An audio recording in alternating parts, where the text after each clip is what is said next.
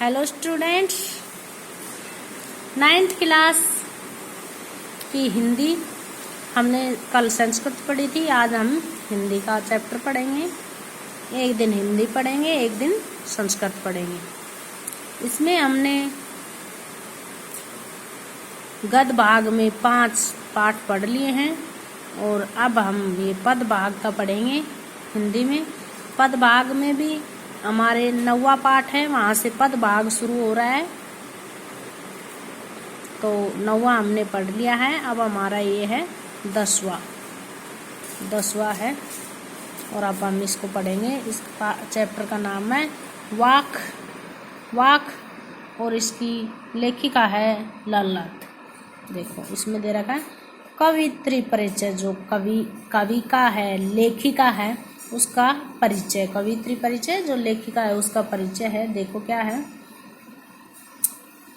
लल्लत कश्मीर की लोकप्रिय कवित्री है। लल्लत कहाँ की लोकप्रिय कवित्री है? कश्मीर की।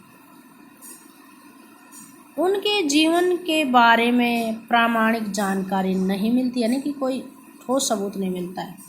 उनका जन्म सन 1320 ईस्वी के आसपास जन्म हुआ था। सन 1320 ईस्वी के आसपास श्रीनगर के पास, 1320 ईस्वी के आसपास श्रीनगर के पास स्थित पामपोर के सिमपुरा गांव में होता। पामपोर श्रीनगर है कश्मीर में, वहाँ भी पामपोर है। पामपोर में सिमपुरा गांव में हुआ था।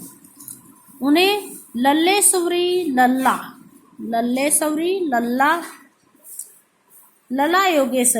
योगेश्वरी, लल्ला रिफा आदि नामों से भी जाना जाता है।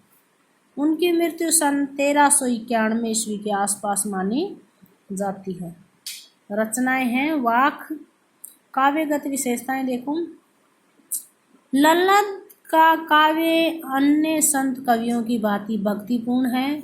उन्होंने जाति, मत और संप्रदाय के भेदों से ऊपर उठकर ईश्वर की भक्ति करने की प्रेरणा दी। उन्होंने धार्मिक पाखंडों का विरोध किया और मानव प्रेम को सर्वोच्च माना। उन्होंने अपनी वाणी में जीवन की नश्वरता और प्रभु भक्ति की अनिवार्यता पर जोर दिया। अन्य संत कवियों की तरह उनके काव्यों में भी प्रभु मिलन की गहरी तड़प है। भाषा शैली देखो। लल्लत अपने वाकों के लिए प्रसिद्ध है। वाक उनकी लोकप्रिय शैली है। उन्होंने 14वीं सदी में जिस सरल शैली से कविता लिखी वह आश्चर्यजनक है। वाक में उन्होंने अत्यंत सरल और अकृत्रिम भाषा का प्रयोग किया। अब पाठ का शेयर देख लेते हैं स्टूडेंट। पाठ सार में देखो। कवित्री अनुभव करती है, जो कवित्री है अनुभव करती है कि जीवन नश्वर है और क्षण भंगुर है। नश्वर है, क्षण भंगुर है, यानी कि नष्ट होने वाला है, थोड़े समय के लिए ही है। किंतु परमात्मा से मिलन नहीं हो पा रहा है, इसलिए उनके हृदय में एक तड़प सी उठती है।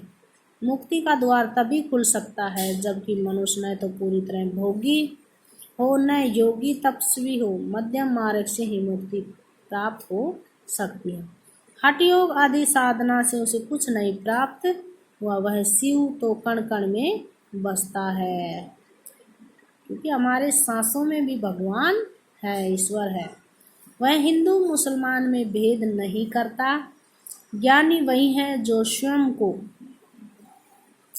पहचानता है और उसी के माध्यम से ईश्वर को भी पाता है। स्टूडेंट, अब हम इसकी एक कड़ी आज पढ़ लेते हैं। देखो। रस्सी कच्चे धागे की खिंच रही मैं नाव, जाने कब सुन मेरी पुकार, करे देव भव सागर पार। पानी टपके कच्चे सकोरे, व्यर्थ प्रयास हो रहे मेरे। जी में उठती रह रह कर हुक, घर जाने की चाह है घेरी। देखो स्टूडेंट, उसने बहुत ही सरल भाषा में ये कविता लिखी है कवित्री ने, कश्मीर की है वो ललन। अब देखो उसने क्या कहना, रस्सी कच्चे धागे की। वो कवित्री कहना चाहती है कि ये हमारा जीवन है जो कच्चे धागे की डोर है, नश्वर है, नष्ट होने वाला है, नश्वर है, जिसके सारे मैं प्रभु भक्ति की नाव को खे रही है, खींच रहा ही है मैं नाव, है ना, कि प्रभु की भक्ति, ईश्वर की भक्ति की नाव को खींच रही है, खे रही है। जाने कब सुने सुने मेरी पुकार, करे देव भवसागर पार। वो कह रही है कि न जाने उसके देव, उसके ईश्वर हैं, उसकी पुकार को कब सुनेंगे और उसका बेड़ा पार कब कर देंगे, भवसागर इस संसार में उसका बेड़ा पार कब कर देंगे। पानी टपके कच्चे सकोरे व्यर्थ प्रयास हो रहे मेरे। वो कह रही है कि जब निरंतर बीतता, ये जीवन है जो निरंतर बीतता जा रहा है, मृत्यु निकट आती जा रही है, प्रभु मिलन के सब प्रयास बेकार हो रहे हैं, उसके हृदय में रह रह कर तड़प उठती है। रह रह कर क्या उठती है, तड़प उठती है, जी में उठती है, रह रह कर हो, कहने कि रह रह कर उसके हृदय में तड़प उठती है कि वह कब अपने प्रभु से मिलेगी, घर जाने की चाह है घेर, कब अपने प्रभु से मिलेगी। वह अपने घर अर्थात ईश्वर से मिलने को जाना चाहती है कि जल्दी मुझे ईश्वर मिल जाए, ऐसा वो प्रयास कर रही है, जाना चाहती है। ओके स्टूडेंट, आगे का हम कल पढ़ेंगे।